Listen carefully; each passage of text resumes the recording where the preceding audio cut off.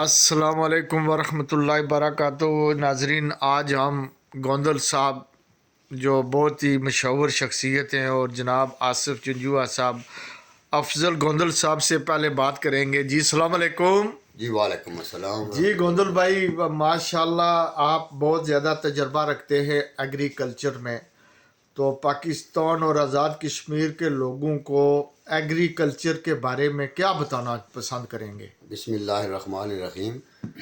देखें जी, मैं समझता हूँ कि एग्रीकल्चर जो है ये रीढ़ की हड्डी है। इसको डेवलप हर सूरत में होना चाहिए।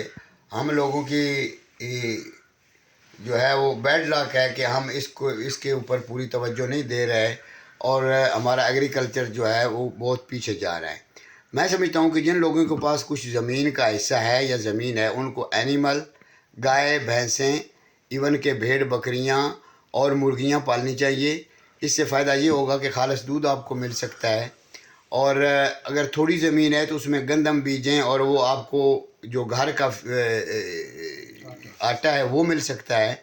और इसी तरह वेजिटेबल्स जो है अगर थोड़ी है तो उसमें कद्दू, करेला, सारा मूली, गाजर, ये चीज़ें अगर आप इनको काश्त करें तो बेहतरीन फ्रेश सब्जियां भी आपको मुयस्सर आ सकती हैं। तो मैं समझ जी अफजल भाई, इतनी सब्जियों के आपने नाम लिए, लेकिन ये भी आवाम को बताएं कि उनको ये बीज वगैरह कहाँ से मिलेंगे इन चीज़ों जी के? ये बड़ा इजी और आसान है। ये ज़री जो ऑफिस हैं उसमें से आसानी से दस्तयाब हैं। हर किस्म के जो सीड्स मिल सकते हैं और इनको काश्त करना बहुत ज़रूरी है। जी आसिफ साहब से बात करेंगे जो हमारे फातिमा ट्रस्ट के बहुत ही सरगर्म रुकन और डडली और ब्लैक कंट्री के कोऑर्डिनेटर हैं, आसिफ जंजुआ साहब। जैसे अफजल गोंदल साहब ने ये फरमाया है कि जितनी थोड़ी ज़मीन हो इनमें आप छोटे क्यारे लगाएं, छोटी फसलें बीजें। आप क्या कहेंगे अपने आज़ाद कश्मीर के लोगों को कि वो क्या अपने क्यारों में या अपनी ज़मीन में क्या बीज बोए? जी बिस्मिल्लाहिर्रहमानिर्रहीम।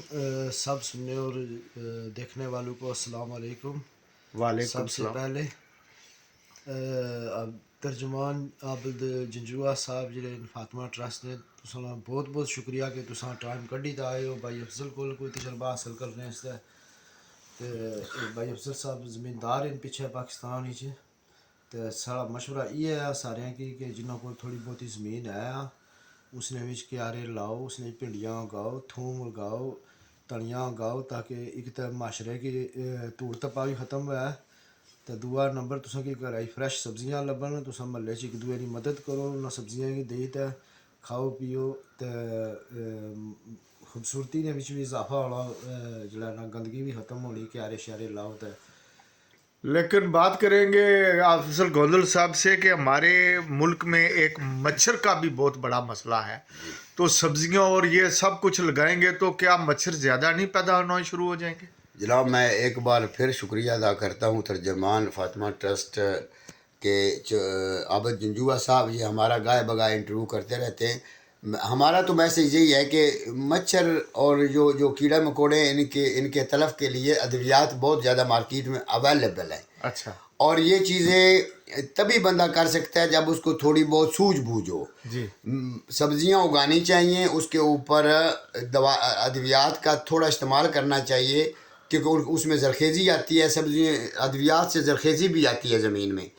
तो ये डेवलपमेंट एक ऐसी है कि अगर ये कर लिया जाए तो मैं समझता हूँ कि हेल्थ के लिए भी बहुत ज़रूरी है, क्योंकि फ़्रेश चीज़ें मिलती हैं और फ्रेश दूध भी मिलता है। एनिमल ऑर्गेनिक चीज़ें हो जाती हैं। ऑर्गन बिल्कुल। जी जी। तो ये इससे और भी एक चीज़ है, इससे पोल्यूशन भी ख़त्म होती है। माशाल्लाह। तो ये चीज़ें अगर सब देखो, हमारे यहाँ बारिशें बड़ी कम होती हैं। उसकी वजह यह है कि हमारे दरख्तों को काट लिया जाता है।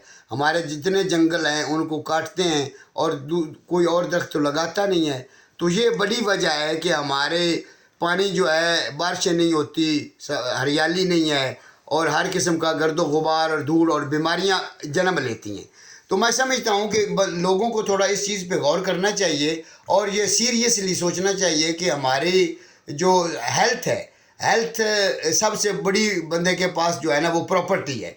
अल्लाह ताला की खुदादाद ये चीज़ है, इसको सेव करना चाहिए और इस चीज़ पे अमल करना चाहिए और गौर व फिक्र करना चाहिए। तो सब्जियों में गोंदल अफजल गोंदल साहब, आप फिर लिस्ट बताएं कि लोगों को आपने जो छोटी छोटी ज़मीन है, अगर 2-4 गज में भी आती है तो कौन सी सब्जियां लगाएं? देखें जी, 2-4 गज में गर्मियों की सब्जियां, फॉर एग्जांपल कद्दू है, करेला है, बैंगन है, ये चीज़ें जो हैं वो थोड़ी सी जगह पे लगाओ और उसको कवर करती हैं, ये बेलें आगे चढ़ती हैं। यानी आपका मतलब है कि ये खूबसूरती भी पैदा करेंगी और आपके खाने पीने जी, का जी। माल भी मुयस्सर हो जाएगा। और दूसरा ये है कि भिंडी भी है, इसके अलावा सर्दियों में गाजर है, मूली है, इसके अलावा बहुत सारी चीज़ें हैं वो भी। इवन के थोड़ी ज़मीन हो तो एक किन्नू का पौधा लगा दें, उसके अलावा नींबू का पौधा लगा दें, नींबू घर का हो जाएगा, फ्रूट घर का हो जाएगा। ये चीज़ें करनी चाहिए, मैं समझता हूँ कि ये ज़रूरत है।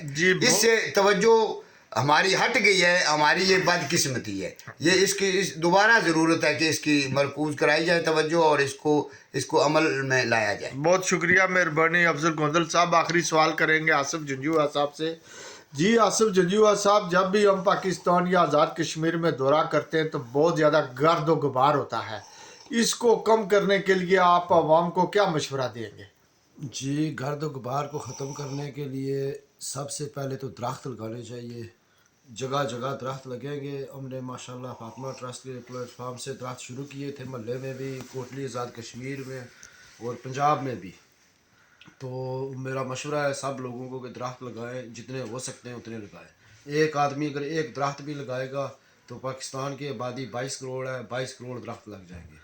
बहुत शुक्रिया, गर्द गुबार भी ख़त्म होगा और माहौल भी इंशाल्लाह खुशगवार। बहुत शुक्रिया। मैं बड़ी तहे दिल से शुक्रिया अदा करता हूँ Asif Janjua, coordinator Fatima trust Dudley black country, और फातिमा ट्रस्ट के एग्जीक्यूटिव मेंबर अफजल गोंदल साहब। अस्सलाम वालेकुम व रहमतुल्लाहि व बरकातहू। वालेकुम अस्सलाम।